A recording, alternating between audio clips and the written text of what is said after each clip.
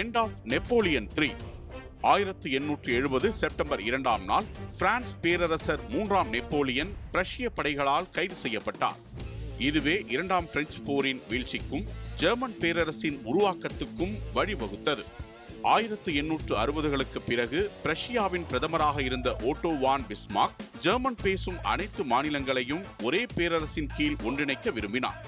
இதற்கு ஐரோப்பாவின் முக்கிய சக்தியாக நீண்ட காலமாக இருந்து வந்த பிரான்சை ஒரு பெரிய எதிரியாக கருதினார்.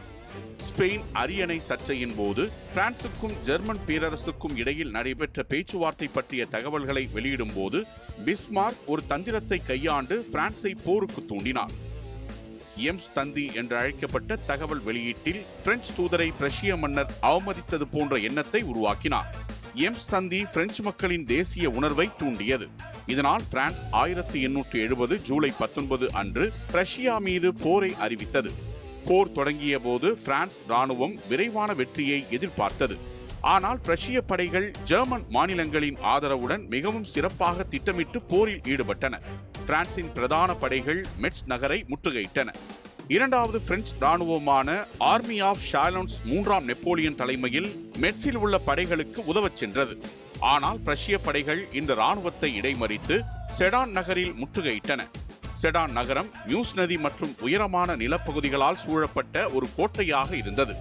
செப்டம்பர் 1, 1870 அன்று ரஷ்ய படைகள் உயரமான பகுதிகளில் இருந்து தங்கள் சக்தி வாய்ந்த பீரங்கிகளை கொண்டு பிரெஞ்சு படைகளை தாக்கின. பிரெஞ்சு படைகள் பின்வாங்கவோ அல்லது தப்பிக்கவோ வழியில்லாத வகையில் அவற்றை சூழ்ந்து கொண்டு எல்லா திசைகளில் இருந்தும் தாக்குதல் நடத்தின. இந்த கடும் தாக்குதலில் சிக்கிக்கொண்ட பிரெஞ்சு படைகள் பெரும் இழப்புகளை சந்தித்தன. தப்ப வழியில்லாத நிலையில் செப்டம்பர் 2 அன்று 3ஆம் நெப்போலியன் பிரஷ்யாவிடம் சரணடைந்தார். சுமார் 1,00,000 வீரர்களுடன் அவர் சிறைப்பிடிக்கப்பட்டார். இந்த சரணடைதல் பிரான்சில் பெரிய தாக்கத்தை ஏற்படுத்தியது. பாரிஸ் நகரில் மக்கள் கிளர்ச்சி செய்து பிரெஞ்சு பேரரசை முடிவுக்கு கொண்டு வந்து பிரெஞ்சு 3ஆம் குடியரசை நிறுவினர். செடான் போர் பிராங்கோ பிரஷியன் போரின் முடிவுக்கும் ஒன்றுபட்ட ஜெர்மனி பேரரசின் பிறப்புக்கும் காரணமாக வரலாற்று பக்கங்களில் இடம்பெற்றது.